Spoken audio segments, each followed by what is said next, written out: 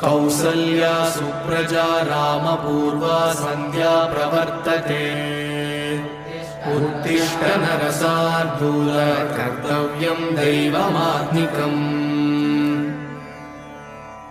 कौसल्या सुप्रजा रामपूर्वा सन्ध्या प्रवर्तते। उत्तिष्ठ नरशार्दूल कर्तव्यं दैवमात्मिकम्। उत्तिष्ठोत्तिष्ठ गोविन्द उत्तिष्ठ गरुडध्वज। उत्तिष्ठ कमलाकान्त त्रैलोक्यं मङ्गलं कुरु। मातः समस्तजगतां मधुकैटभारेः वक्षो विहारिणि मनोहर दिव्यमूर्ते। श्रीस्वामिनिश्रितजनप्रियदानशीले श्रीवेङ्कटेश दयिते तव सुप्रभातम्। तव सुप्रभातमरविन्दलोचने भवतु प्रसन्नमुखचन्द्रमण्डले। विधिशङ्करेन्द्रवनिताभिरर्चिते वृषशैलनाथदयिते दयानिधे। अत्र्यादिसप्तऋषयः समुपास्य सन्ध्या आकाशसिन्धुकमलानि मनोहराणि। आदाय पादयुगमर्चयितुं प्रपन्नाः शेषाद्रिशेखर विभो तव सुप्रभातम्। पञ्चाननाब्जभव षण्मुखवासवाद्याः त्रैविक्रमादिचरितं विबुधास्तु वन्दी।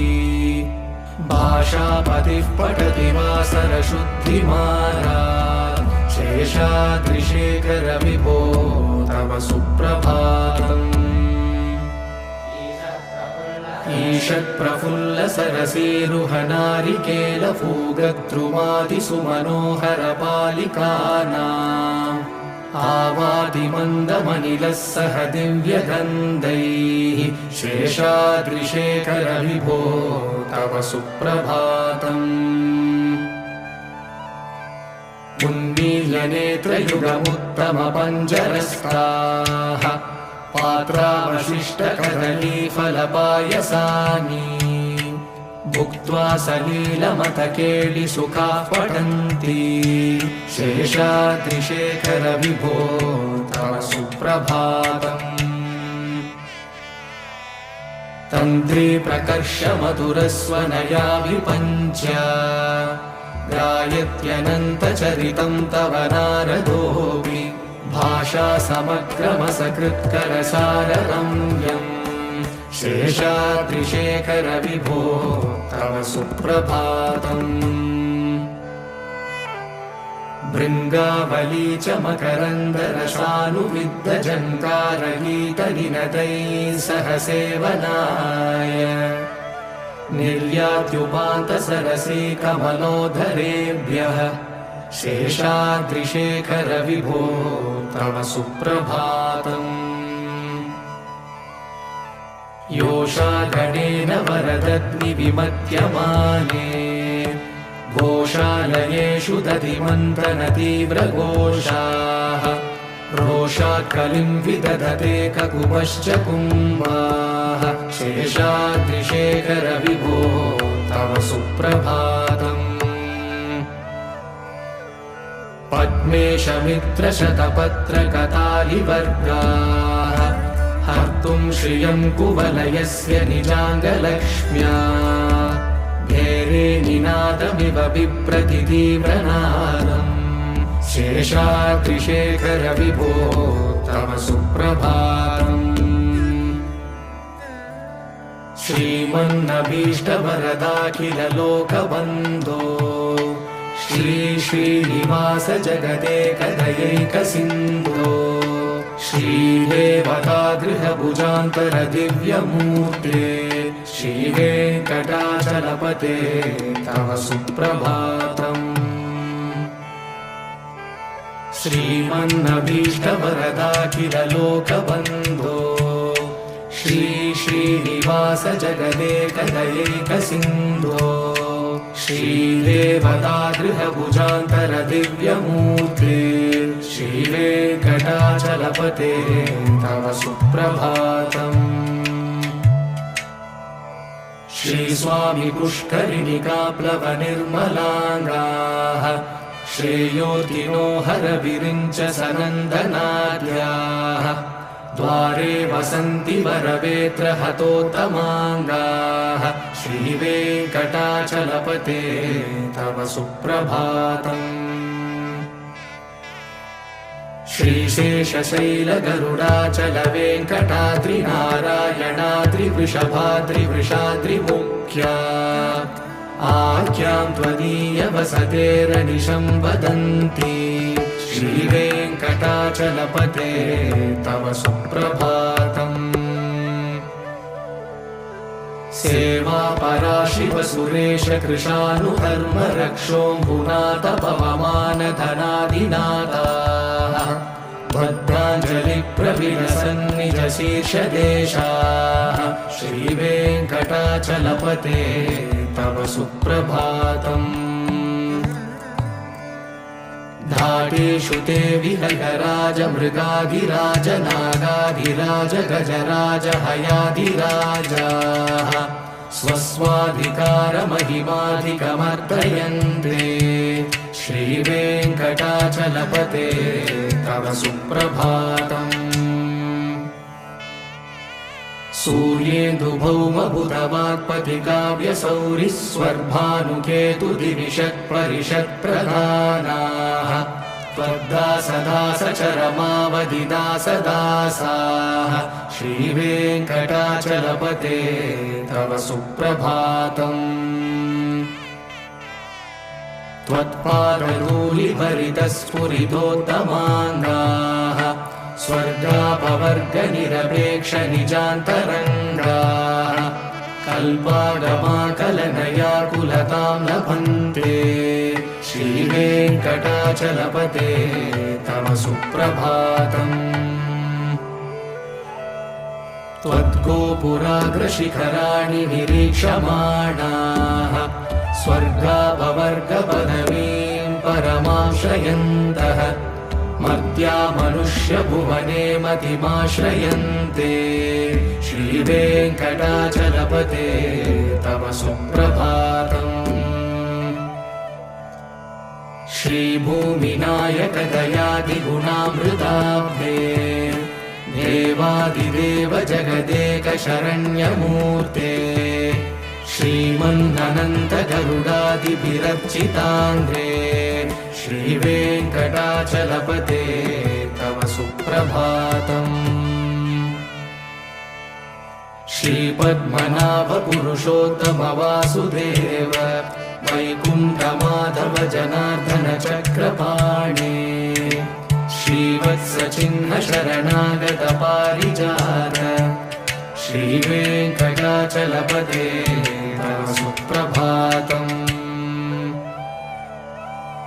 कन्दर्पदर्पहर सुन्दर दिव्यमूर्ते कान्ताकुचाम्बुरुह कुट्मललोलदृष्टे कल्याण निर्मल गुणाकर दिव्यकीर्ते श्रीवेङ्कटाचलपते तव सुप्रभातम्। नीलाकृते कमठकोल नृसिंहवर्णिन् स्वामिन् परश्वत तपोधन रामचन्द्र शेषांश रामय गुणन्दन कल्किरूप श्रीवेङ्कटाचलपते तव सुप्रभातम्।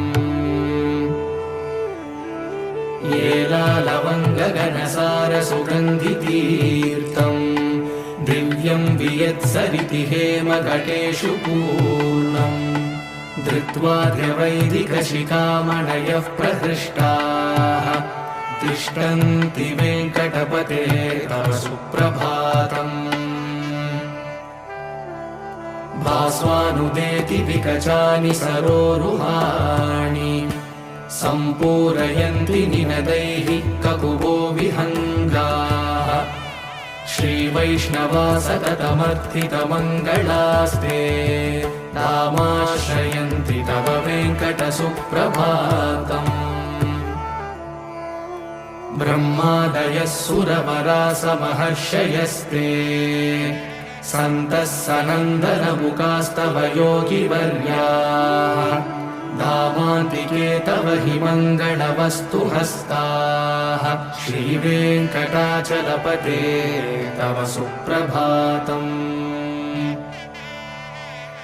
लक्ष्मीनिवास निरवध्य गुणैकसिन्धो संसारसागर समुत्तरणैकसेतो वेदान्तवेद्य निज वैभव भक्तभोग्य श्रीवेङ्कटाचलपते तव सुप्रभातम्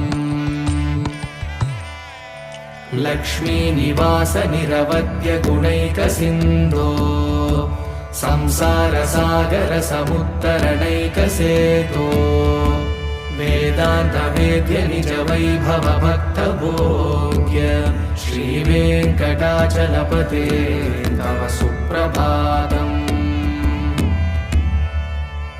इत्थं वृषाचलपतेरिह सुप्रभातम् ये मानवाः प्रतिदिनं पठितुं प्रवृत्ताः तेषां प्रभातसमये स्मृतिरङ्गभाजा प्रज्ञां परार्थसुलभां परमां प्रसूते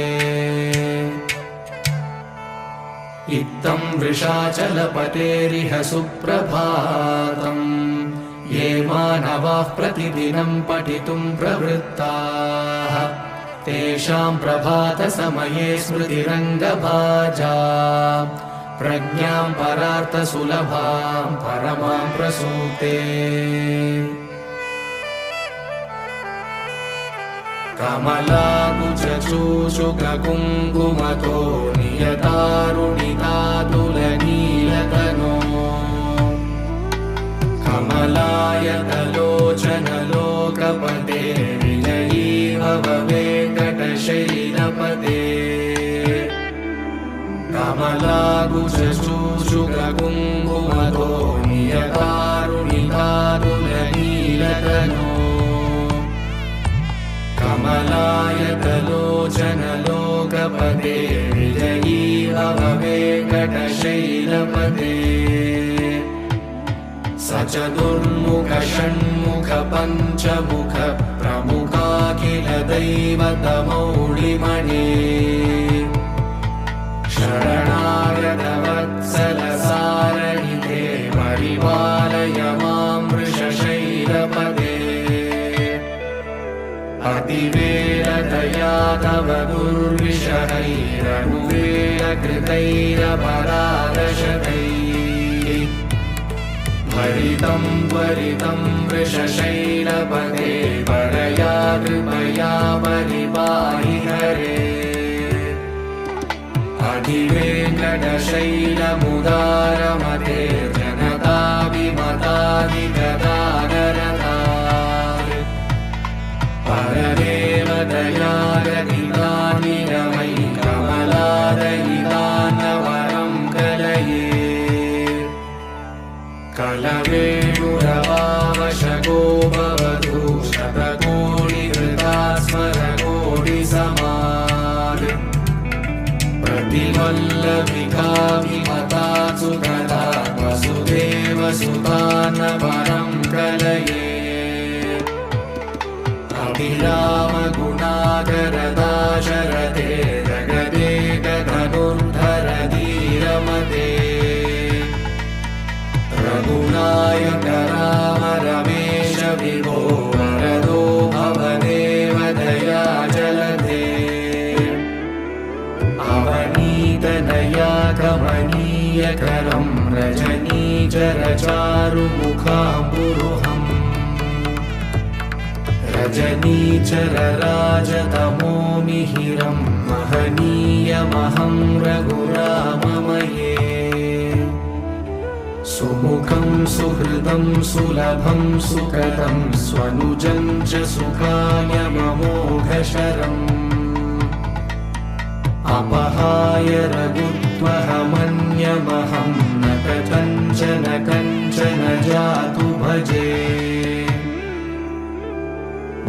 वेङ्कटेशं ननाथो ननाथः सदा वेङ्कटेशं स्मरामि स्मरामि। हरे वेङ्कटेश प्रसीद प्रसीद प्रियं वेङ्कटेश प्रयश्च प्रयश्च। विना वेङ्कटेशं ननाथो ननाथः सदा वेङ्कटेशं स्मरामि स्मरामि।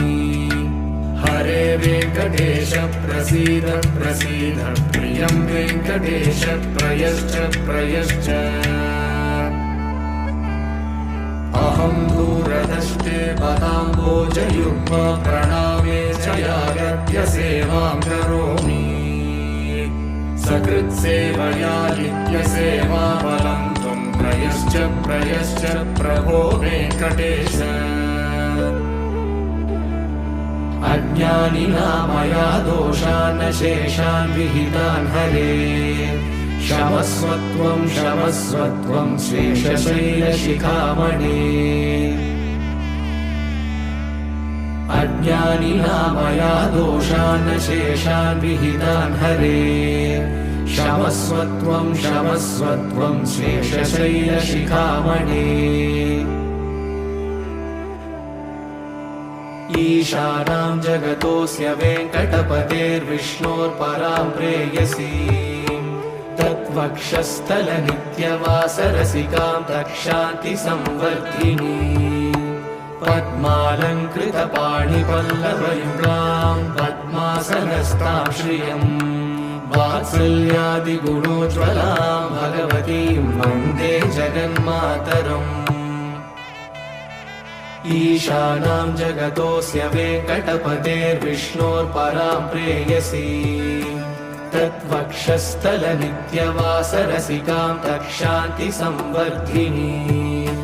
पद्मालङ्कृतपाणिपल्लवयुगां पद्मासनस्तां श्रियं वात्सल्यादिगुणोज्ज्वलां भगवतीं वन्दे जगन्मातरम्।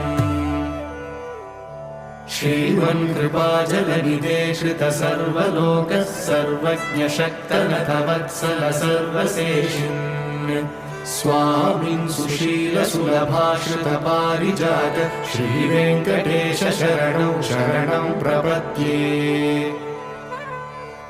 श्रीमन्कृपाजलनिधे श्रितसर्वलोकः सर्वज्ञशक्तनथवत्सल सर्वशेषिन् स्वामिन् सुशीलसुलभाश्रितपारिजात श्रीवेङ्कटेश शरणं शरणं प्रपद्ये। आनूपुरार्पितसुजातसुगन्धिपुष्पसौरभ्यसौरभकरौ समसन्निवेशौ सौम्यौ सदानुभवनेऽपि नवानुभाव्यौ श्रीवेङ्कटेश शरणं शरणं प्रपद्ये।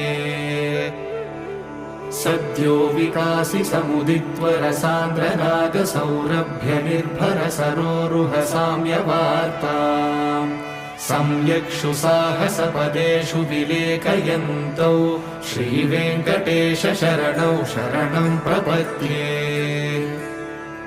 रेखामयध्वजसुधाकलशातपत्रवज्राङ्कुशाम्बुरुहकल्पकशङ्खचक्रैः भव्यैरलङ्कृतकलौ परतत्त्वचिह्नैः श्रीवेङ्कटेश शरणं शरणं प्रपद्ये। ताम्रोदराद्युतिपराजितपद्मरागौ बाह्ये महोभिरविभूतमहेन्द्रनीलौ उद्यन्यकांशुभिरुदस्तशशाङ्कभासौ श्रीवेङ्कटेश शरणं शरणं प्रपद्ये। सप्रेमभीतिकमलाकरपल्लवाभ्यां संवाहनेऽपि सपदि क्लवमादधानौ कान्ता भवान् मनसगोचरसौ कुमार्यौ श्रीवेङ्कटेश शरणं शरणं प्रपद्ये।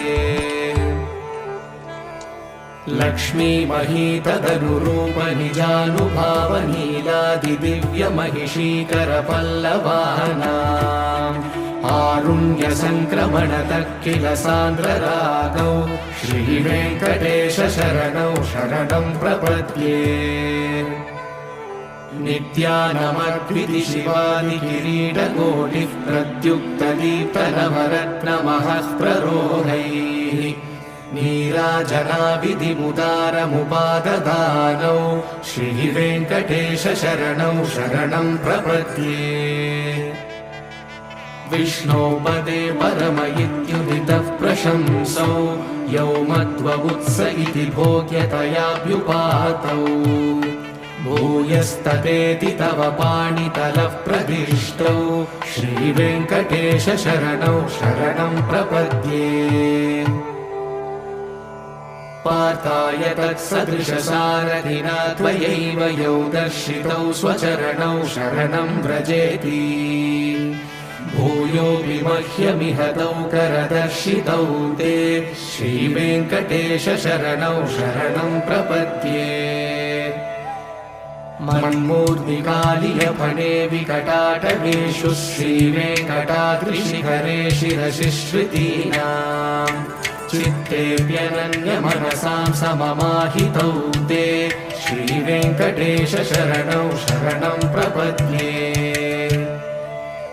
अम्लानहृष्यतवनीतरकीर्णपुष्पौ श्रीवेङ्कटाद्रिशिखराभरणायमानौ आनन्दिताखिल मनोनयनौ तवैतौ श्रीवेङ्कटेश शरणौ शरणं प्रपद्ये। प्रायः प्रपन्नजनता प्रथमावगाह्यौ मातुस्तनाभिव शिशोरमृतायमानौ प्राप्तौ परस्परतुलामतुलान्तरौ ते श्रीवेङ्कटेश शरणौ शरणं प्रपद्ये। सत्त्वोत्तरैः सततसेव्यपदाम्बुजेन संसारतारकदयाग्रगृगञ्जलेन सौम्योपयन्तृमुनिनामवदर्शितौ ते श्रीवेङ्कटेश शरणौ शरणं प्रपद्ये। सत्त्वोत्तरैः सततसेव्यपदाम्बुजेन संसारतारकदयाग्रगृगञ्जलेन सौम्योभयन्तृमुनिनामवदर्शितौ ते श्रीवेङ्कटेश शरणौ शरणं प्रपद्ये। श्रीशश्रिया घटिकया त्वदुपाय भावे प्राप्ये त्वयि स्वयमुपेयतया स्फुरन्त्या नित्याश्रिताय निरवद्य गुणाय तुभ्यं शां किङ्करो वृषगिरीश न जातु मह्यम्। श्रीशश्रिया घटिकया त्वदुपाय भावे प्राप्ये त्वयि स्वयमुपेयतया स्फुरन्त्या नित्याश्रिताय निरवद्य गुणाय तुभ्यं शां किङ्करो वृषगिरीश न जातु मह्यम्। श्रियकान्ताय कल्याणनिलये निलयेऽर्तिना श्रीवेङ्कटनिवासाय श्रीनिवासाय मङ्गलम्। श्रियकान्ताय कल्याणनिलये निलयेऽर्तिना श्रीवेङ्कटनिवासाय श्रीनिवासाय मङ्गलम्। लक्ष्मी सविभ्रमालोकशुभ्रुविभ्रमचक्षुषे चक्षुषे सर्वलोकानां वेङ्कटेशाय मङ्गलम्। श्रीवेङ्कटाद्रिशृङ्गाग्रमङ्गलाभरणाग्रये मङ्गलानां निवासाय श्रीनिवासाय मङ्गलम्। सर्वावयव सौन्दर्य सम्पदा सर्वचेतसा सदा सम्मोहनायास्तु वेङ्कटेशाय मङ्गलम्। नित्याय निरवध्याय सत्यानन्दचिदात्मने सर्वान्तरात्मने श्रीमद्वेङ्कटेशाय मङ्गलम्। स्वतः सर्वविदे सर्वशक्तये सर्वशेषिणे सुलभाय सुशीलाय वेङ्कटेशाय मङ्गलम्। परस्मै ब्रह्मणे पूर्णकामाय परमात्मने प्रयुञ्जे परतत्त्वाय वेङ्कटेशाय मङ्गलम् आकालतत्त्वमश्रान्तमात्मनामनुपश्यता अतृप्यमृतरूपाय वेङ्कटेशाय मङ्गलम् प्रायस्वशरणौ पुंसां शरण्यत्वेन पाणिना कृपया दिशते श्रीमद्वेङ्कटेशाय मङ्गलम् दयामृततरङ्गिण्यास्तरङ्गैरिव शीतलैः अपाङ्गैः सिञ्चते विश्वं वेङ्कटेशाय मङ्गलम् सृग्भूषाम्बरहेतीनां सुषमावहमूर्तये सर्वार्तिशमनायास्तु वेङ्कटेशाय मङ्गलम् श्रीवैकुण्ठविरक्ताय स्वामि पुष्करिणीतटे रमया रममाणाय वेङ्कटेशाय मङ्गलम् श्रीवैकुण्ठविरक्ताय स्वामि पुष्करिणीतटे रमया रममाणाय वेङ्कटेशाय मङ्गलम् श्रीमत्सुन्दरजामातृमुनिमानसवासिने सर्वलोकनिवासाय श्रीनिवासाय मङ्गलम् श्रीमत्सुन्दरजामातृमुनिमानसवासिने सर्वलोकनिवासाय श्रीनिवासाय मङ्गलम् शासनपरैः मध्वाचार्यपुरोगमैः सर्वैश्च पूर्वैराचार्यैः सत्कृतायास्तु मङ्गलम्।